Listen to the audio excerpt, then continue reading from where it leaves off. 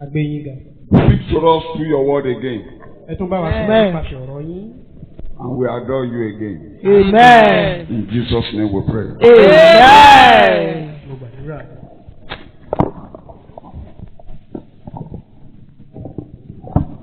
I will only pick one point under my subtopic.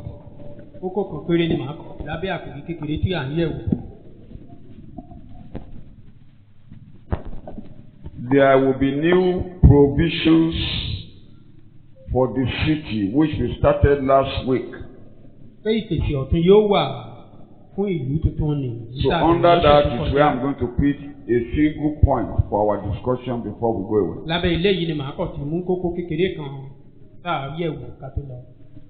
There will be new provisions for the city continues. And what we are looking at is just Revelation chapter 22, verse 1 and 2 for our discussion this morning. Then he showed me a pure river of water of life, a pure river of water of life, clear as crystal, proceeding from the throne of God and of the Lamb. You can read. Ó sì fi odò omi ìyè kan hàn mí, tí ó mọ́ bíi kírísítálì, tí ń ti ibi ìtẹ́ Ọlọ́run àti ti ọ̀dọ́ àgùntàn jáde wá. And at either side of the river was the tree of life.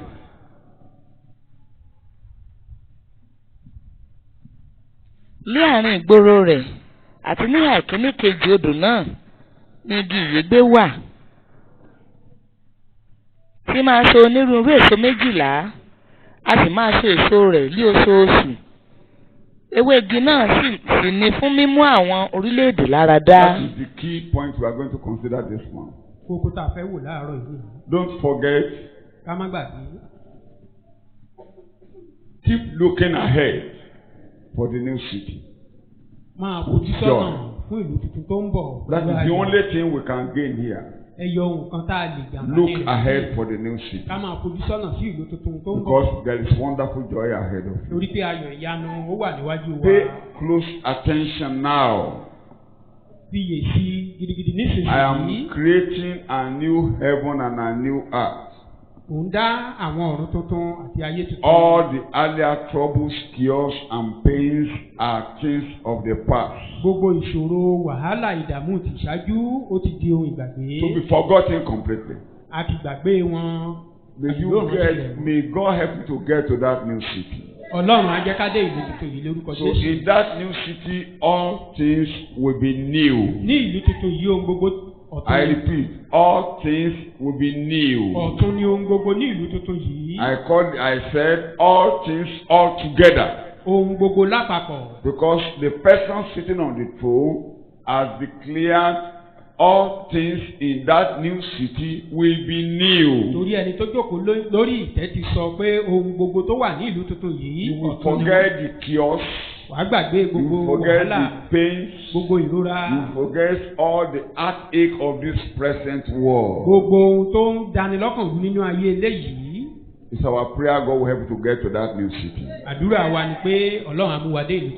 under that I said, if everything there will be new, things will be new. There also will be new provision. And part of the new provision in that new city which we are considering this morning, the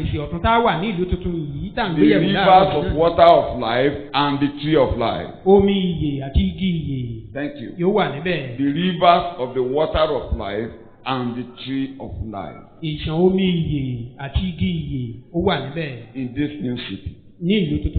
Don't forget, there will be no sea in that new city. ní ìlú tuntun yìí. There will be no sea in that new city. Yóò sí òkun níbẹ̀. But there will be a river of life. Ṣùgbọ́n odò ṣíṣàn omi ìyè kan. Along the river of life. Nínú odò ṣíṣàn omi ìyè. There is the tree of life. Ibẹ̀ náà ni igi ìyè wà. Pay close attention. Ẹ tẹ́tí sí mi. I said this lecture has 2 parts. Mo ní ẹ̀kọ́ yìí olójú méjì. We are looking ahead to the new city. À ń fojú sọ́nà fún ìlú tuntun. Where we shall forget every chaos. Níbi tá a ti gbàgbé gbogbo wàhálà. Those of you who get to Christ Jesus today. Ẹ̀yin tẹ́ ẹ gba Jésù tẹ́ ẹ wọnú Jésù lónìí. Everything in your life will be new. Ohun gbogbo nínú ayé rẹ̀ á di ọ̀tun. In this world you will taste new things. Nínú ayé yìí ohun ọ̀tun á máa ṣẹlẹ̀ sí. And you will have new provision. Wàá sì máa ní àwọn ìpèsè ọ̀tun. Part of that new provision that will be in that new city.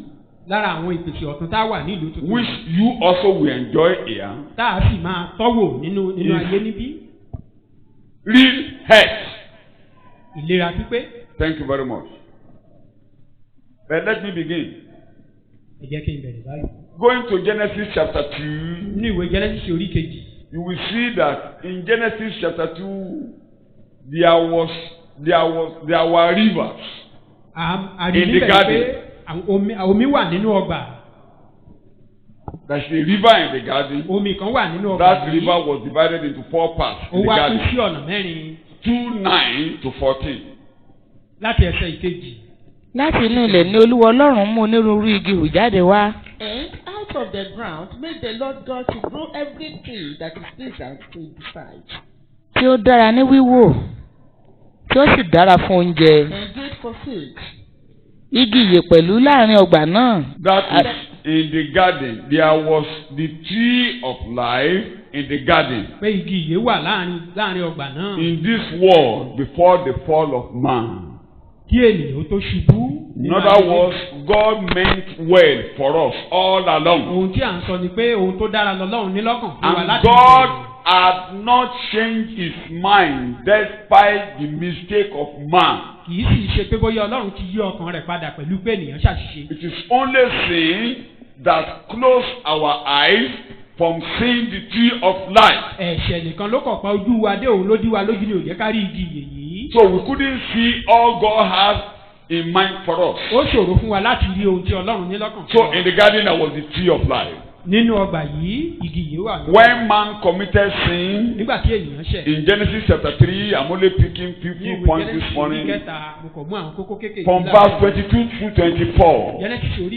Man was driven out of the garden. And God's purpose then was that he doesn't want man to taste the tree of life in this world. Ohun tí Ọlọ́run sì ní lọ́kàn nígbà náà ni wípé Ọlọ́run ò fẹ́ kí ènìyàn jẹ èso igi ìyè yìí nínú ayé. If man taste it, we will taste it and we will never die and we will be suffering. Suffering continues. Tá tó bá ṣe é ṣe bí a jẹ́ àníkú a sì máa jìyà. Because we have already tasted the tree of knowledge. Torí a ti jẹ èso igi ìmọ̀. Of evil and good. Ìmọ̀ rere àti ìmọ̀ búburú. And from then we have known evil and the mind of man pursues evil every day. Láti ìgbà yìí láti mọ ibi ọkàn ènìyàn sì lé ibi ní ojoojúmọ́. Instead of following good, we are following evil every day. Èyí tó yẹ ká tẹ̀lé rere ibi la máa ń tẹ̀lé lójoojúmọ́. If man now goes to eat the tree of life. Tí ènìyàn bá wá lọ ṣe ìṣìjẹ èso igi ìyè. He will be doing evil daily. A máa ṣe bí lójoojúmọ́. He wouldn't die. Kò ní kú. All the evil men that have lived in the world will still be there today. Gbogbo àwọn ènìyàn búburú tá a ti gbúròó wọn nínú ayé rí wọn á ti wà níbẹ̀. All of us now will become, this world will be a satanic world. Ayé yìí gan wá di tèṣù pátápátá. It will be an evil world. Á jẹ́ ìlú èṣù. A city of, even we have never experienced pain now. Àti ẹ̀ tí ì ní ìrora báyìí. It will be so worse. A ti wá burú jù. And God now decided. Ọlọ́run wá pinnu. Let me close this place. Jẹ́ kí n tilẹ̀kùn bí yìí pa. These people should not suffer too long. Káwọn ènìyàn wọ̀nyí kán má kàn jìyà pẹ́. Very soon I will bring them to life. Láìpẹ́ màá mú wọn wọnú ìyè. May you get to that life in Jesus' name. Wàá débi lórúkọ Jésù. You can read. That was why God closed. Ìdí tí Ọlọ́run fi tilẹ̀kùn 22 verse chapter 3. Olúwa Ọlọ́run sì wí pé, wò ó, ọkùnrin náà dàbí ọ̀kan nínú wa láti mọ rere àti búburú. And the Lord God said, behold, the man is become as one of us, to know good and evil. Ǹjẹ́ nísinsìnyí kí ó má bàa na ọwọ́ rẹ̀ kí ó sì mú nínú èso igi ìyè pẹ̀lú kí ó sì jẹ́ kí ó sì yè títí láé. And now lest he put forth his hand and take also of the tree of life and eat and live forever. Nítorí náà Olúwa Ọlọ́run lé e jáde kúrò nínú ọgbà Édẹ́nì láti máa ro ilẹ̀ nínú èyí tí a ti mú jáde wá. Therefore the Lord God sent him forth from the garden of Eden to kill the ground. So we were driven into chaos. Àwa lé wa jáde sínú wàhálà. We were driven into sicknesses. Àwa lé wa jáde sínú àìsàn. We were driven into pains and agony. A lé wa jáde sínú ìrora. So we now have, I will itemize them, whichever is causing sicknesses for you. There are certain things that causes sicknesses in this world. Màá sọ gbogbo rẹ̀, àwọn nǹkan kan wà tó máa ń fa àìsàn. But in the new city where we are going, ṣùgbọ́n ní ìlú tuntun ibi tá à ń lọ yìí, there will be the tree of life. Igi ìyè wà níbẹ̀. Which bear 12 fruits. Tó ń so oríṣiríṣi èso 12. Each tree yielding its fruits every month. Wọ́n sì ń so èso wọn ní oṣooṣù. The leaves of the tree were for the healing of nations. Ewé igi yìí sì wà fún ìmúláradá àwọn orílẹ̀-èdè. The moment you get to that city, ní kété tó o bá dé ìlú yìí, and you taste the tree of life, tó wá kọ́, and the fruit and the leaf, tó o tọ́ èso àti ewé igi ìyè yìí wò, you taste it once. O tọ́ wò lẹ́ẹ̀kan. Once. Ẹ̀ẹ̀kan péré. Throughout eternity. Títí ayérayé. No agony. Kò sí ìrora mọ́. No pain. Kò sí ìrora. All the troubles of this world will never come to you to life any longer. Gbogbo wàhálà inú ayé eléyìí kò ní bá ọ wọ bẹ̀. The moment you get to that city, ní kété tó o bá wọnú ìlú yìí, you will be welcome to the tree of life. Àkí ọ káàbọ̀ síbi igi. You will be given the fruit to eat. Wọ́n á wá fún ọ léso rẹ̀ láti. And you will be given the leaf to eat. Wọ́n á fún ọ ní ewé rẹ̀. There is automatic permanent healing. Ìlera. The end of all that is evil that is in this world. Gbogbo ohun tó jẹ́ ibi nínú ayé rẹ̀ òpin dé bá wọn. It will vanish completely.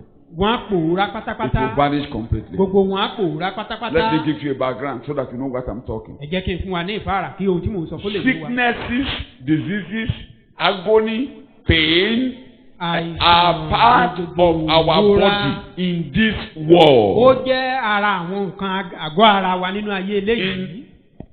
Romans chapter 8. Nínú ìwé Róòmù orí 8. Let's quickly remind ourselves. Jẹ́ ká rán ara wa létí. Verse 21 and 22 alone. Romans. Róòmù orí 8 ẹsẹ̀ 21 sí 22. 8 verse 21, 22. Nítorí a ó sọ ìdásíkara rẹ̀ di òmìnira kúrò nínú ẹrú ìdìbàjẹ́. That nature, creation itself, will be set free from its bondage of decay and corruption. Sí òmìnira ògo àwọn ọmọ Ọlọ́run. Into the glorious freedom of God's children. Nítorí àwa mọ̀ pé. We know that. Gbogbo ẹ̀dá lè ojúmọ̀ ń kérora tí ó sì ń rọbí pọ̀ títí di sísìn yìí. All men are in pain and agony. Nínú ayé yìí, gbogbo ẹ̀dá ló wà nínú ìrora àti ìnira. Everybody. Gbogbo ènìyàn. Nation. Ẹ̀dá. Everybody. Gbogbo ènìyàn. Pain and agony. Up till now. Títí di ìsinsìnyí. That was why in verse 18 there Paul declared. Òun ni Paul ṣe sọ ní ẹsẹ̀ 18 níbẹ̀. That the agony of this moment. Pé ìrora ìsinsìnyí. Cannot stand the glory that will be revealed in us. A lè fi wé ògo tí a ń bọ̀ wá fi hàn wá. The new city is expecting us. Ìlú tuntun yìí ó ń retí wa. It's expecting us. Ó ń retí wa. Because it is we when we get there that things will be new because of us. Torí nígbà táwa bá débẹ̀ ni a sọ. Don't forget, God created everything in this world because of man. Ẹ má gbàgbé, Ọlọ́run dá ohun gbogbo tó wà nínú ayé yìí títorí ènìyàn. There are certain good things that are accompanying the tree of life that will benefit us. We can't taste it in this world. Àwọn nǹkan kan wà lára igi ìyè yìí tó lè ṣe wá láǹfààní ṣùgbọ́n tá a lè tọ́wò nínú ayé eléyìí. As long as we cannot get it here. Àti ẹ̀ lè rí níbí. You must be in pain and agony in this world. Ìrora gbọ́dọ̀ wà nínú ayé eléyìí. The only thing that will make you to have a taste. Ẹyọ nǹkan tá a jẹ́ ká ní ìtọ́wò rẹ̀. The gift of the new life. The gift of the kingdom of God. Àwọn ẹ̀bùn ayé tuntun. Àwọn ẹ̀bùn ìlú tuntun yìí. Like I said, gẹ́gẹ́ bí mo ṣe sọ. a foretaste of the city of God. Ìtọ́wò ìlú yìí. Come to Christ. Ní ká wá sí ọ̀dọ̀ Jésù. So that your sins can be remitted off. Ká lè mú ẹ̀ṣẹ̀ wa kúrò. Your sins can be wiped away. Ká lè pa ẹ̀ṣẹ̀ wa rẹ́. When your sins are wiped away, nígbà tá a bá ti pa ẹ̀ṣẹ̀ wa rẹ́, you will begin to taste the things of heaven little by little. Àwa máa ní àtọ́wò àwọn nǹkan tí ọ̀run. Even though this body will still be in pain because of some reasons. Bó tilẹ̀ jẹ́ pé àgọ́ ara ó sì lè wà Because ní ìrora this nítorí àwọn physical body will be in pain and will still be sick until we get to the new city. Torí àgọ́ ara eléyìí ìrora díẹ̀díẹ̀ a máa wà àìsàn díẹ̀díẹ̀. You know why this body is in pain? Ẹ mọ ìdí tí ara eléyìí fi wà ní ìrora. The nature of sin that has got there. Our body has not been saved. Torí pé ẹ̀dá ẹ̀ṣẹ̀ tó wà níbẹ̀, àgọ́ ara wa ò sì tí ì rí ìgbàlà. Our soul has been saved. Ẹ̀mí wa ti rí ìgbàlà. Our body has not been saved. Ṣùgbọ́n àgọ́ ara ò tí ì rí ìgbàlà. So when we are talking of salvation ahead, tá a bá ń sọ̀rọ̀ nípa ìgbàlà tó ń bọ̀ wá. The redemption of our body. Ìràpadà ara wa, àgọ́ ara wa. Salvation of our body. Ìgbàlà àgọ́ ara wa. When we taste the tree of life, tá a bá ti tọ́ èso igi. Your body will be saved totally. Nígbà náà ni àgọ́ ara ìyá that is what Romans chapter 8 is talking. Ohun tí ìwé Róòmù kẹjọ ń sọ nìyí. Read it to 23. We are waiting for the redemption of our body. Pé à ń dúró de ìràpadà àgọ́ ara yìí. Ìwé Róòmù orí kẹjọ. Kì í sì ṣe àwọn nìkan. Yes. And not only the creation. Yes. Ṣùgbọ́n àwọn tìkára wa pẹ̀lú. But we ourselves too. Tí ó ní àkọ́so ẹ̀mí. Those of you that are having the spirit of God in you, the first fruit that is Christ in you. Those who are the word, who submit yourself to Christ, and God clear your sins. The Son of God now living in you. That is the first fruit in you. Those of you, even though you have Christ living in you, this world is still a place of pain. Your body will be saved one day when we get to the new city. You are ready? Àní àwa tìkára wa ń kérora nínú ara wa. Bẹ́ẹ̀ni. Àwa ń dúró de ìsọdọmọ, àní ìdáǹdè ara wa. That is the redemption of our body. Take it in English. We are waiting. Yes. And not only the creation, yes, but we ourselves too, who have and enjoy the first fruits of the Holy Spirit, yes, have foretaste of the blissful things to come. A foretaste of the peaceful things to what? To come. Ìtọ́wò àwọn àlàáfíà tó ń bọ̀. Peaceful things are coming. Àlàáfíà. Taste it today. Gba eléyìí lónìí. If you don't taste it today, tọ́wò lónìí tó o bá tọ́wò lónìí. Things will be so worse for you in this world. Nǹkan burú jáì fún wa ní ayé ń bò. People are tasting it today. Àwọn ènìyàn ń tọ́wò lónìí. Those who come to Christ. Àwọn tó wá sọ́dọ̀ Jésù. Those who believe in Jesus. Àwọn tó gba Jésù. Whose sins are forgiven. Láti dárí ẹ̀ṣẹ̀ wọn. God will make them to taste that peaceful thing. Ọlọ́run á jẹ́ kán tọ́ àwọn nǹkan àlàáfíà that yìí wò. peaceful things can be yours this morning. Àwọn nǹkan àlàáfíà wòyí náà ó lè jẹ́ tìrẹ láàárọ̀. When it becomes yours this morning. Tó bá ti wá jẹ́ tìrẹ láàárọ̀. Finally in the new city you will taste the peaceful things forever. Láàkótán àbádé ìlú tuntun lọ́hùn-ún. Your body will be totally saved. Àwa ṣe ìgbàlá àgọ́ ara wa. Yes. Grown inwardly. As we wait for the redemption of our body. We are waiting for what? Redemption of our body. Peter called it the salvation we are waiting for. Pétérù pè ní ìgbàlà tá à ń dúró dè. That is 1 Peter chapter 1. Pétérù kìíní orí kìíní. Verse 5. Ẹsẹ̀ ìkarùn-ún rẹ̀. We are still waiting for one salvation. À ń dúró de ìgbàlà kan. Ẹ̀yin tí à ń pamọ́ nípa agbára Ọlọ́run. God will keep you if you take Christ today. Ọlọ́run á pa ọmọ tó bá ti gbà á. God will begin to keep you. Ọlọ́run á máa tẹ̀síwájú láti pa ọmọ. God will guide you.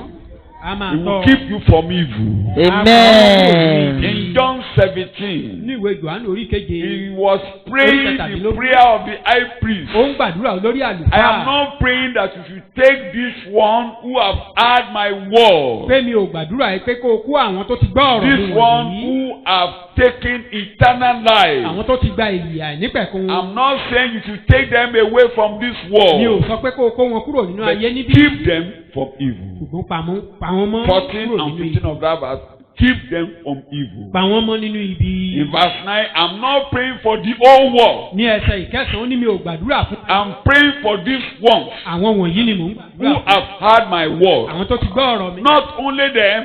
Kì í ṣe àwọn. Those who will believe me through their messages. Àwọn tá a tún gbà mí gbọ́ nípasẹ̀ ọ̀rọ̀ wọn. We have believed Christ through the messages of the apostles. Nípasẹ̀ ìwàásù àwọn If you believe Christ through our own messages Ìwọ náà tó today, bá nípasẹ̀ ìwàásù wa. God will keep you. Amen. God will keep you. Amen. Evil will not come near your dwelling. Amen. God will preserve you. Amen. So many chaos in this world, God will preserve you. Amen. So you are now coming to the city of refuge. Ó wá wá sí ibi ìlú ààbò. Because the high priest has taken the blood to the altar. Torí pé olórí àlùfáà ti gbé ẹ̀jẹ̀ lọ síbi pẹpẹ. The person that is going on with the sword to kill will never kill you. Ẹni tó yọ idà The lọ́wọ́ láti pa manslaughter will never slaughter you. Amen. In the city of refuge, there will be peace. Ní ìlú ààbò, àlàáfíà wà níbẹ̀. In the city of refuge, there will be joy. Ní ìlú ààbò, ayọ̀ wà níbẹ̀. And there in that city, we are waiting patiently Ní ìlú. for the redemption of our body. Ní ìlú eléyìí à ń dúró pẹ̀lú sùúrù de ìràpadà àgọ́ ara wa. And that redemption of our body Ìràpadà àgọ́ ara wa. is the healing of our body. Òun sì ni ìmúláradá ara That is wa. the first resurrection. Àjíǹde àkọ́kọ́ lè Where we will be given a new body. Níbi tá a ti gba ara This ọ̀tún. mortal body will go away. Ara kíkú eléyìí. This abá ti rẹ̀ body lọ. is of the flesh.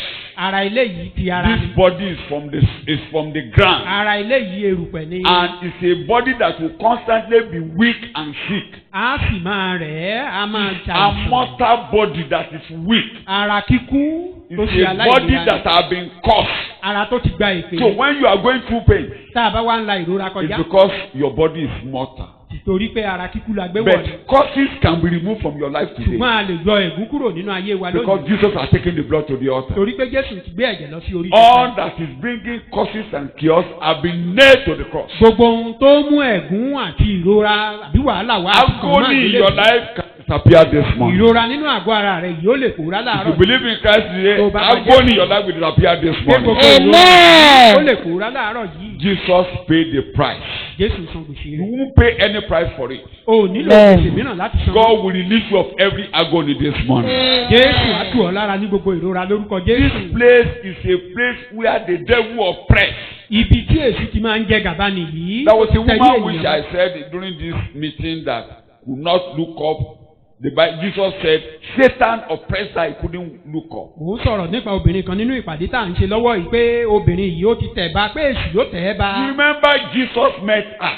Ẹ rántí pé Jésù ń bá And pàdé. Jesus said, this son of Abraham, this daughter of Abraham, Pé ọmọbìnrin Ábúráhámù yìí. which Satan had been oppressing for 18 years. Tí èṣù ti tẹ̀rí rẹ̀ bá fún But ọdún the day méjìlélógún. she met Jesus, Ọjọ́ tó bá Jésù she was pàdé. able to look up. Ó gbórí sókè. She was able to see good things. Ó wá rí She ohun was able rere. to move forward. Ó lè tẹ̀síwájú. This morning, you will move forward. Ìwọ náà wà á If tẹ̀síwájú. the devil has been oppressing you, Tí èṣù bá ti ń tẹ̀ ọ́ lórí bá. this morning call Jesus in. Ìwọ ni kò pe Jésù wọlé láàárọ̀. Jesus is here this Ó morning. wà níbí láàárọ̀ yìí. His hand will be on you this Ọwọ́ morning. rẹ̀ á wà lára rẹ̀ You láàárọ̀ will yìí. look up. Wà á gbójú sókè. You will see good things. Wà á rí ohun You rere. will rise up this Wà á morning. dìde láàárọ̀ yìí. The hand of the devil will be removed from your life this Àyọ̀wọ́ morning. èṣù kúrò nínú ayé rẹ̀ láàárọ̀ yìí. The devil will have nothing to do with you. Kò wá ní nǹkan kan èṣù ní nǹkan kan ṣe You pẹ̀lú know, rẹ̀. in the city where we are going, no devil there. Ìlú ibi tá à ń lọ yìí kò séṣù níbẹ̀. The devil is here, Èṣù wà níbí. but he will never come near you. Ṣùgbọ́n kò ní súnmọ́ ọ. He will never come near you. Kò ní súnmọ́ ọ. The devil is here. Èṣù wà nínú ayé ilé. Where we are going, no Satan. Ibi tá à ń lọ yẹn kò séṣù He's níbẹ̀. here. Ó wà níbí. But there is a line of demarcation between believers and the devil now. Mọ́ àlà ìpínyà ti wà láàárín onígbàgbọ́ àti èṣù lónìí. A little digression. Bóyá bàrà. In Job chapter 1, Nínú ìwé Jóòbù orí kìíní. you know, the devil accused God Ẹ mọ̀ pé èṣù ó fi ẹ̀sùn kan Ọlọ́run. that there is a war against the house of Job. Pé òun ló mọ̀ọ́mọ̀ mọ odidi yí ilé Jóòbù That ká. he wanted to go there, he can't enter. Ó ní òun fẹ́ lọ síbẹ̀ ṣùgbọ́n òun ò lè wọbẹ̀. Do you remember? Ṣé àrántí? There is a war Tí ògiri. I've been trying that out but I couldn't get there. Mo ti ń tiraka àti wọlé yìí ṣùgbọ́n mi ò lè. No way for me to get there. Kò sáyè fún mi láti wọ bẹ̀. Until God allowed him.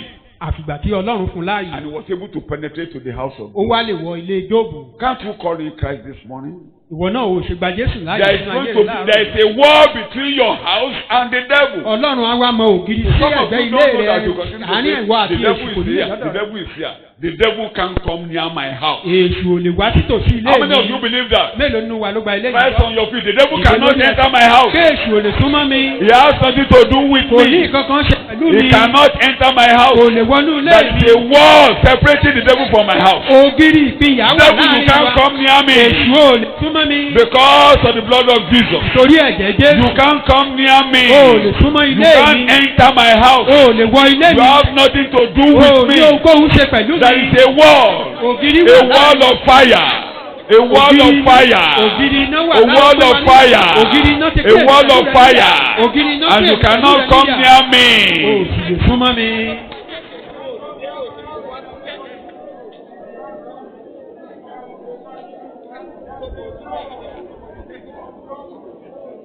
In Jesus' name we pray. Ní orúkọ Jésù. Before you sit down, you will now declare.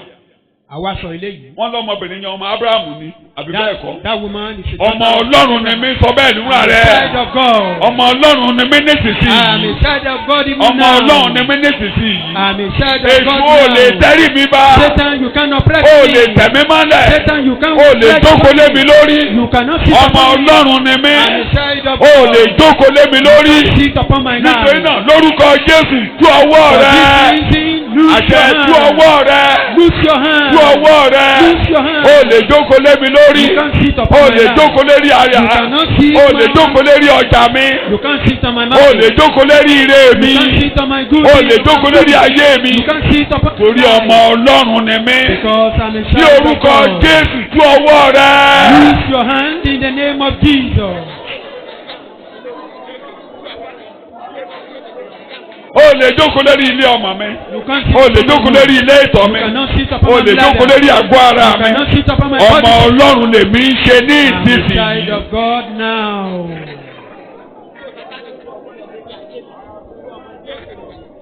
Àṣẹ ni mo ní kó o pa o. I mean, you Á should dẹ̀ command. tú ọwọ́ rẹ̀ lẹ́sẹ̀kẹsẹ̀. Á tú ọwọ́ rẹ̀ lẹ́sẹ̀kẹsẹ̀. Á tú ọwọ́ rẹ̀ lẹ́sẹ̀kẹsẹ̀. He will lose his hand immediately.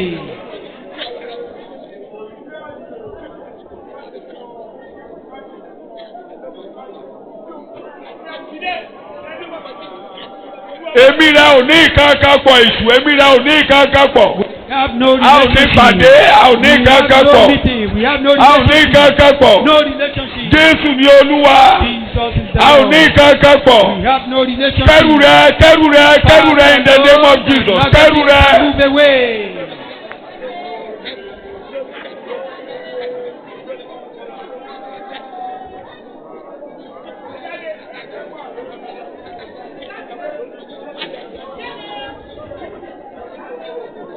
Ní orúkọ Jésù Kristi, Olúwa wa ni a gbàdúrà.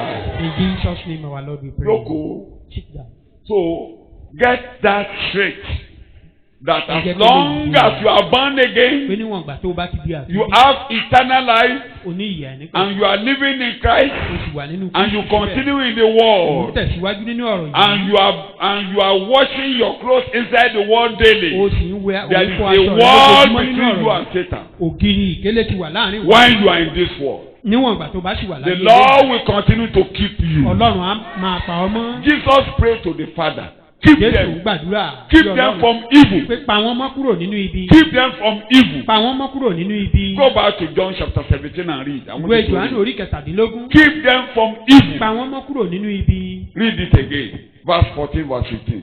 Jòhánù orí kẹtàdínlógún ẹsẹ̀ Èmi ìkẹyìn. ti fi ọ̀rọ̀ rẹ fún wọn. Yes. I have given and delivered to them your Ayé word, sì ti kórìíra wọn. and the word has hated them. Nítorí tí wọn kì í ṣe ti ayé. Ayé lè kórìíra rẹ o. The world may hate you. Wọ́n lè máa bá ọjà òfo náà máa mú lórí ọ̀rọ̀ rẹ o. Amen. Torí ẹ̀ ń ṣe tiwọn. Sọ bẹ́ẹ̀ mi ò ń ṣe tiwọn. Mi ì ṣe ti Mi ò ń wọn. ṣe tayé. Mi ì ṣe ti Ẹ̀ka ayé. lè máa bínú ni mi ò ń Ẹ ṣe kàdé máa ti bínú yín. níbi òkè Mi ò dẹ̀ ní ṣe ṣe ti yín. Lórúkọ I will not Jésù be for you. Ní ṣe ti ayé omi ò dẹ̀ ní ṣe ti ayé. Amen. Àwẹ̀ má ṣe wọn o. Don't be Òun la ṣe ń them. kélé yín lórí. That is why we are Ẹ shouting. má wọṣọ wọn. Don't put on their Ẹ má ṣerun clothes. bọ́n ṣe ń ṣerun. Don't do their hairstyles. Kò ti gbọ́, má ṣe rùgbọ́n bí rùgbọ́n tiwọn. Don't leave your Má beard wọ like their ṣòkòtò bí own. ṣòkòtò wọn. Don't put on your trousers like them. Wọ́n mọ̀ wọ́n. They know themselves. Tọ́ba láwọn bọ́ìsì onírúgà báyìí wọ́n àbí wọn ò mọ̀ wọ́n. If they know those, Ẹ̀yin gan ò if mọ̀ they wọ́n. see those boys, they know them. Ẹ mọ̀ wọ́n. You know them. Tẹ̀bá láwọn ọmọ tó jà àlàyé bàbá àbẹ́ ẹ̀ mọ̀ wọ́n nígboro. Àlàyé wà ń gboro. Àwọn àlàyé mọ̀mọ́, àwọn ìyá ayé ẹ̀ Those mọ̀ that are wọ́n. enjoying the pleasure of this world, we know them. Àbẹ́ ìyá ayé ni ọ́. Or are you for this world? Àlàyé bàbá o. Are you for this world? Ṣàlàyé bàbá ni ọ́. Ẹ má ṣe tiwọn. Don't do. Torí ìṣúmọ̀ àwọn tirẹ̀. Satan could recognize his own. Ọlọ́run náà mọ àwọn. Likewise God. Tí ó yé wa dáadáa. So kì í ṣe pé kó o jẹ́wọ́ nìkan. Rí i pé ò ṣe Not tiwọn. confession alone. You are reading the Bible. Don't behave like that. Èmi ti fi ọ̀rọ̀ rẹ fún wọn. Ẹ̀hẹ́n. Ayé sì ti kórìíra wọn. Ẹ̀hẹ́n. Nítorí tí wọn kì í ṣe ti ayé. Kò tí ì tán. Gẹ́gẹ́ bí èmi kì í ti ṣe ti ayé. I have given and delivered to them your word, message, and the word has hated them, because they are not of the word, do not belong to the word. Keep them from what? From the Níbu wọn máa gbogbogbogbogbogbogbogbogbò. A máa bá tiẹ̀ lọ. The evil one will be Kò ní shouting. ìyálé rẹ̀. Amen. I am already kept and protected from the evil one. Say it with your mouth. I'm kept and protected from the evil one. I'm kept and protected from the evil one. Because I have the word of God in me. I have Christ in me. I have the word of God in me. I am kept and protected from the evil one. From the evil one. Say amen to that. Amen. Say amen to that. Amen. Tòtò bá ti ń gbáriwo ibi. When you are hearing the noise of evil, you are less Ìjì bá ń jà concerned. ayé. Èmi àrùn là ó dájú. Bára bá ń ní ayé. Ara ò ní mi ní mo mọ̀ yẹn. Níwájú Olúwa. Ẹ̀kúnrẹ́rẹ́ ayọ̀ àti rere. Ìjì òní bá mi, rere àwa mi. Jésù ló wí bẹ́ẹ̀. Jesus said it. Ta ló sọ pé ibi ò ní bá mi? Jésù ló wí Ta ló sọ bẹ́ẹ̀. pé ibi ayé ò ní dọ́dọ̀ mi? Jésù ló wí bẹ́ẹ̀. This world will not come near me. Ìdí wo ni òfin ní bá ọ? Why will it not Ó come gbá near me? ọ̀rọ̀. Because you accept Àbó it. ògbà ń tiẹ̀. Don't you believe it? Ó gbá ọ̀rọ̀. Ó You gbà accept gbọ́. the word. You Ó believe wà it. nú ọkàn rẹ̀. Ó níyè. You have Sọ life. bẹ́ẹ̀ mo níyè. Tell yourself, I have life. níyè. I have life. Ẹni bá níyè ló ń jẹ́ kí iyè. Anyone that have life will eat Hallelujah. life. Tó yé wa bẹ́ẹ̀ ni. Do we So understand? eléyìí tá a máa gbádùn níbí nìyẹn. That is what Ìṣú we wà ń bí o. enjoy here. Satan dwell in this world, Ṣùgbọ́n kò wá ọ. but you are less concerned about him. Ó dàbí èdè mo ti sọ lójú yín several times. Said he, Bàbá stand with that number. onímọ̀ ìjẹta. The then Unimo. Kí èṣù wá léwu. He said Satan came Bí to ó ga him. gògòrògò yóò gùn That gan. is very tall. Wọ́n lóun tí rẹ̀ ni kó ṣe bẹ́ẹ̀ yẹn kó bá ń sọ̀rọ̀ rí. Ṣé- Ó ló máa tẹ́ ẹ̀wọ̀n. No one has ever harassed Mọ̀ him. pé wọ́n gbó, Like wọ́n that. ṣògbó ni wọ́n You ṣẹgbẹ́ know, they lóríṣiríṣi. thought they are the Ó lókè one wọlé ń gàràràrà. that Satan Ó just ló came ní into his ta house ni wọ́. and he challenged Satan. Ó ní kàn wòye ìdílé tó ń sọ̀rọ̀. And Satan said, "Who are you?" Olùkàn tẹ́hun. Ó sọ pé ṣé ìwọ ni mo wá wá Because ní. harass him. Am I shaking for you? Fún bá wà máa mú ọ. If Ìwọ I ló come fẹ́. for you, I will take you. Òkú méjì èèyàn méjì ló mú lọ nínú ilé rẹ̀. He took two people Pé mi ò wá wá. in that Ó house. má burú ẹ̀ mú ìyàwó ẹ̀ kan. He took his younger brother and one of his wives. Pé mi ò tí wá wá. I'm not for you for now. Èmi ló ń bá sọ̀rọ̀. You are Who are addressing you? me Ó ní like that. wẹ́ẹ̀tì ilé òun ti dá yín àti bá ń sọ. Ó sọ pé Said ta ni ọ́? nobody Who are you? ever Ṣé addressed lọ́rẹ̀ mi him like yẹ? that. Ṣé mo wá wá ni? Do I come to you? Èdè ni mo fẹ́ yá lónìí bẹ́ẹ̀. I only need a language there. Kó bá ti ń gbọ́ gìrìgìrì. When you are hearing the tumor. Èṣù o mọ̀ àwọn tó ń wá èmi kọ́ ló Satan, ń you wá know sọ those bẹ́ẹ̀ ẹ people ò you wá are mi. looking for. You are not looking for me. You are not looking for me. You know people you are looking for. Wá mi. I'm not for you. You know who you are those looking for.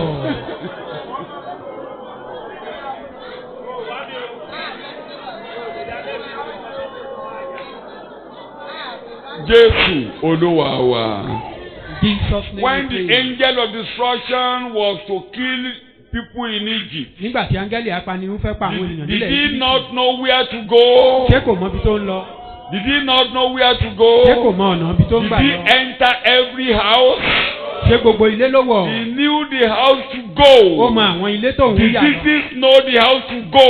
Ó mọ àwọn ilé tó fẹ́ lọ. Ebola know the house to go. Àìsàn mọ̀lé tó ń lọ. Cancer know the house to go. Jẹjẹrẹ mọ̀lé tó ń yà lọ. Cancer is not for my house. Jẹjẹrẹ ò kì í ṣe tèmi. Ebola is not for my house. Ebola ò kì í ṣe tèmi. Tuberculosis is not for my house. Ikọ́ ọ̀fẹ́ ò kì í ṣe tèmi. Ibu is not for my house. Ibi ò kì í ṣe tèmi. Yes, it's not for my house. You can't enter my house. Ikú ò lè wọlé mi. You can't enter my house. Ikú ò lè mọ̀nà ilé mi.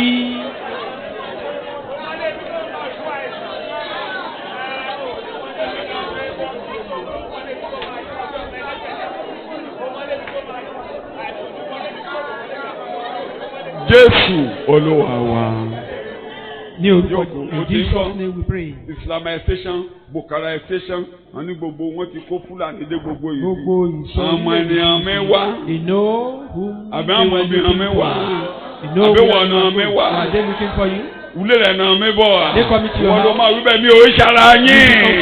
Ẹ ò lè wá lé mi. I don't belong to that ògiri náà yí mi ká. Ẹ ò lè wá lé ọ̀dọ̀ mi. You can't come to my house. Ẹni ìràpadà ni mí. I'm ready. Ènìyàn ọ̀tọ̀. Aráalé Olúwa. Household of God.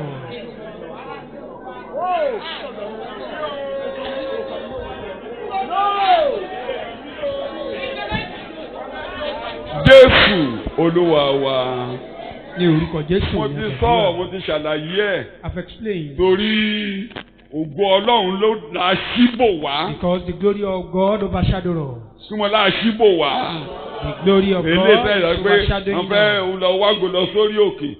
Inú ògo Olú ènìyàn ti ṣẹ̀, ó ti kùnà kéne. Tá a bá mú ẹ̀ṣẹ̀ kúrò kí ló máa padà dé? Sọ bẹ́ẹ̀ ògo mi ti padà dé. Ògo Ọlọ́run ti jí dìbò mi. Ògo Ọlọ́run ti jí dìbò mi. God is overshadowing me.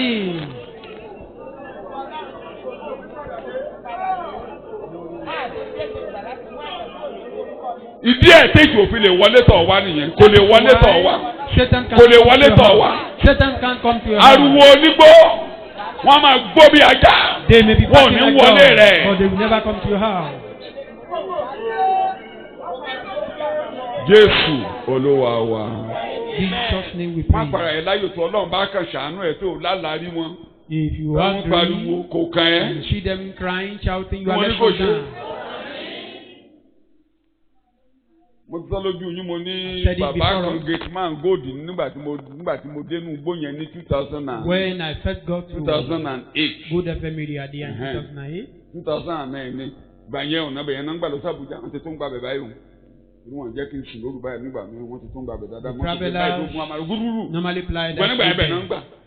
They started again now. Wọ́n wá ní wọ́n ti ń jà láàrin ibi bíbọ̀ Olúwa sọ́hun. And they said they were robbers along that road. Mo wá jí láàárọ̀. I woke up. Mo máa ń lọ ọbẹ̀. I do. Tí mo bá ti gbọ́ kúrẹ́ ẹ̀rọ ọjọ́ mẹ́ta báyìí. Tí mo ń gbọ́. Recently. Táwọn kan taná mọ́ bẹ́ẹ̀ tán yí bẹ́ẹ̀ káàkiri ọlọ́pàá. I saw some people patrolling the place more than 30 minutes. Ìyọ̀dọ̀ ojú window mo ń gbàdúrà lọ́wọ́ ni wọ́n dé ń bá ṣíwá àdúrà. I peeped from the window. Jẹ́ kí n wo nǹkan tán. I was praying, then I stopped to look at what is happening. Ìgbà tó lọ́jọ́ kejì. The second day. Bá jí lọ láàárọ̀. I went there. Ẹ kú iṣẹ́ o. Well done. Ṣé ẹni distress call? Ẹni tó wá dá mi lóhùn pé distress call wá. I said, did you receive distress call? Wọ́n sọ pé àwọn búlọ̀n fún wàrà. Mo ní torí pé àwọn ará àwọn ọlọ́pàá ò jẹ́ ká gbádùn bíi lóhùn. That I saw some policemen. Ìgbà tí àwọn ẹnu ọjọ́ mẹ́ta yìí náà táwọn náà ní wọ́n ti kó vigilante wá. Wọ́n wá kanlẹ̀kùn géètì mi. Wọ́n ní bàbá tí mo bá ń gbọ́bọ̀n lóru. They knocked my gate. Ẹ má sọ pé o lè ní o. If you hear some gunshots in the night. Àti kó vigilante wà o. Wọ́n aládùúgbò ni wọ́n àjọjọ máa ń discuss. that we brought vigilante. There's no problem. Mo wá lọ bá bàbá gate man. I went to the gate man then. Mo ní bàbá. I said. À ń gbọ́ gbúrúgbúrú lókè ibẹ̀ ni. We learned there are some things. Ó ní kí ló kàn. And he said, Pastor, what is your own business in that? Are they looking for you? Ibi tẹ́ kọjá ti bà mí. Ó lágbára.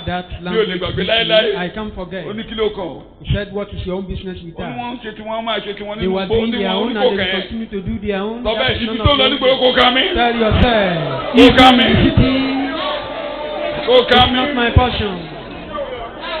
Evil is not my portion. Ajínigbé ò kàn mí. I'm less concerned with kidnappers. Gbogbo ibi tó lọ nígboro ò kàn mí. All evil roaming the streets is not my portion. Jésù Olúwa wa. Jesus name we pray. Máa sọ tán bá ti lọ́jà o. Continue confessing it. Sábò ní máa lé. When they say Sábò will so tough, it won't be tough for my Èmi ò ní nájà mẹ́ta mẹ́ra. I will not go to the market. Ìgboro ò ní lè mọ́ mi. Things may be tough, it will not be tough for my own part. Jésù Olúwa wa. Lajú kò wò mí orí tá a fi gbélé ayé rè. Ṣé ẹ rí àkókò tán ló lè yìí? Ìgbà yẹn ló máa dáa fún ọ sọ bẹ́ẹ̀ ìgbà ló máa dáa fún mi. It is this time that it will be well. Ìwọ tó kọ́lé wàá kọ́lé. You are yet to be wàá tọ́mọ ẹ ní school. You will train your child in school. Láàkó tán ló lè ló máa dáa fún mi. Even in this tough time. Torí mi ò ṣara wọn. Well with me because I'm not. Mi ò ṣara wọn. I don't belong to them. Mi ò ṣara wọn. I don't belong to them. Mi ò ṣara wọn. I don't belong to them.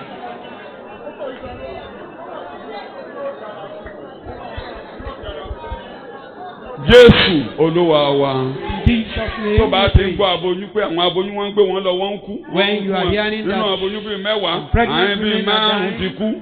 Kò kàn mí, sọ bẹ́ẹ̀ kò kàn mí. It's none of your own business. Kò kàn mí. That is not your Ìyàwó tèmi á bímọ láyọ̀ àtàlàáfíà kò kàn mí. My wife will deliver safely. Jésù Olúwa wa. Jesus name. Akànmọ́ wà nínú ayé bá àwọn ọ̀dọ́ tó ń gbéyàwó ìbímọ mọ́ wọn ìbímọ mọ́. Mi ò ṣara wọn wọn àbẹ tèmi á bímọ sọ bẹ́ẹ̀ tèmi á bímọ. Tèmi á bímọ mi ò ṣara wọn mọ́ máa bímọ. Pregnant and deliver safely. Wọ́n máa bímọ wọ́n á bímọ. I will have my own child. Kò kàn mí. It's none of my own business.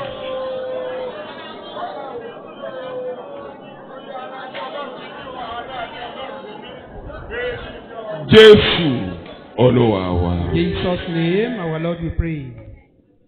So in this world, nínú ayé eléyìí, we can be careless and neglect our health. A lè jáfara pẹ̀lú because of that we can be weak. Torí eléyìí. And neglect of health, overworking like we overworked and became sick. In this world it can happen. Ó lè ṣẹlẹ̀ bẹ́ẹ̀ nínú ayé eléyìí. In this new city, ṣùgbọ́n ní ìlú tuntun tá à ń sọ̀rọ̀ ń parẹ̀ yìí. In this world, you can be getting old in your body. Nínú ayé eléyìí àgọ́ ara wa máa dàgbà sí. But where we are going, no old age. Are you listening to me? No old age. Kò sárúgbó lọ́hùn-ún. There are certain sicknesses that the word has said will accomplish old age. Àwọn àìsàn kan wà táwọn ayé ti sọ pé àwọn arúgbó ló máa ń bá kọ̀wọ́ rìn. Ọkùnrin rẹ̀ mi ò ní nẹ́pẹ̀ nínú rẹ̀. Tell yourself. Sọ́jáde mi ò ní nẹ́pẹ̀ nínú rẹ̀. That is not my. Mi ò ìṣara wọn sẹ́. I'm not among. Mi ò ìṣara wọn. I'm not among. Mi ò ìṣara wọn. I'm not among. Mi ò ìṣara wọn. I don't belong to them. Mi ò ìṣara wọn sẹ́. I don't belong to that group. Mi ò ní nẹ́pẹ̀ níbẹ̀. I will not partake in that. Mi ò ìṣara wọn. I don't belong to that group. Mi ò ìṣara wọn. I don't belong to that group. Torí ìlú bí tá à ń lọ ìlú ìlera ni mi ò ìṣara wọn. Where we are going is a city of health.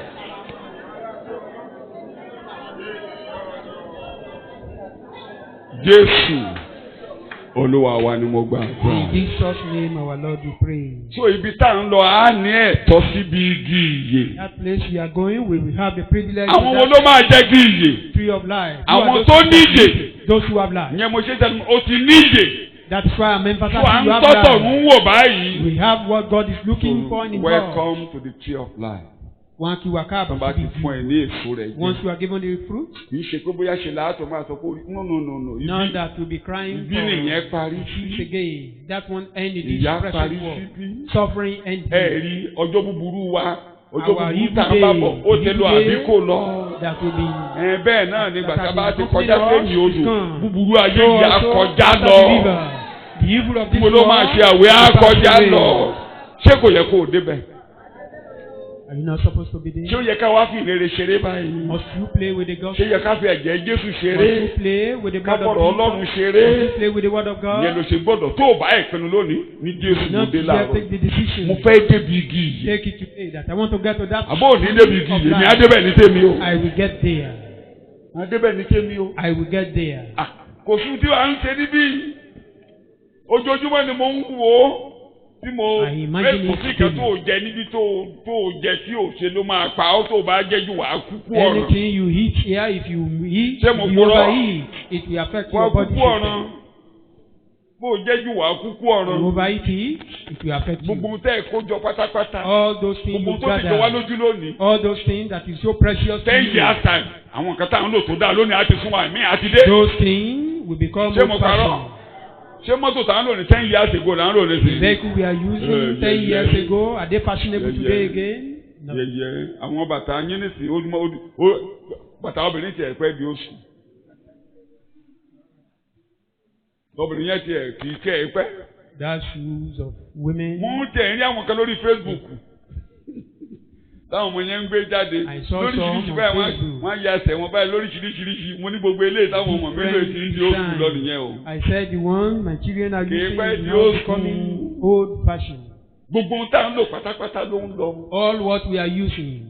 Àṣà ayé yìí ń kọjá lọ. The tradition of this world going back. Lórúkọ Jésù èmi ò ní bá yé lọ. I will not go with this world.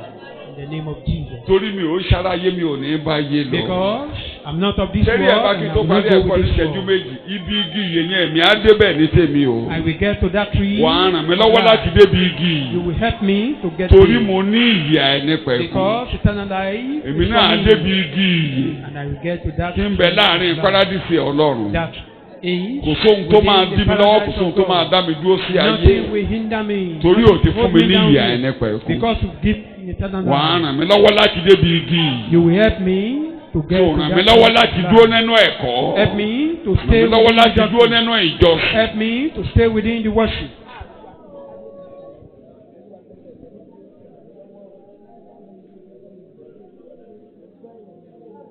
Ní orúkọ Jésù Kristi, Olúwa wa ní agbára. In Jesus' name. Ṣàmẹ́yìn kó kanlẹ̀. Shout amen. Bẹ́ẹ̀ máa parí ẹ̀kọ́ àárọ̀ ìsìn. Àdídì àlọ́ dúpẹ́ lọ́wọ́ Ọlọ́run. Thank God on our feet to thank God. Ọjọ́ búburú ti lọ fẹ́. Evil day. Àbí ọjọ́ búburú ò tí ì lọ. Evil day. Lórí ẹsẹ̀ Olúwa ọjọ́ ọjọ́ búburú ti lọ. Thank you, O Lord. Ọjọ́ ìnira ti lọ, ọjọ́ ìbàjẹ́ ti lọ. O ti padà sáàárín èmi àti ayé. O ti padà sáàárín èmi àti èmi. Make a separation between ibi ayé ò lè má mi èso ò lè dọ̀dọ̀ mi mọ́ Olúwa o ṣé Olúwa mo júbà rẹ o. Evil cannot befall me.